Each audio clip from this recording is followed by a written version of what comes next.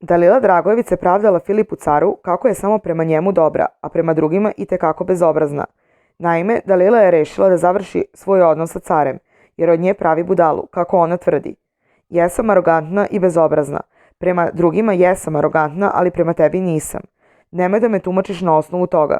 Kada se posvađam sa tobom, onda razmišljam o spoljnom svetu. Ne zanima me, ne treba mi niko. Ne treba mi niko, neću nikome ništa ni da govorim.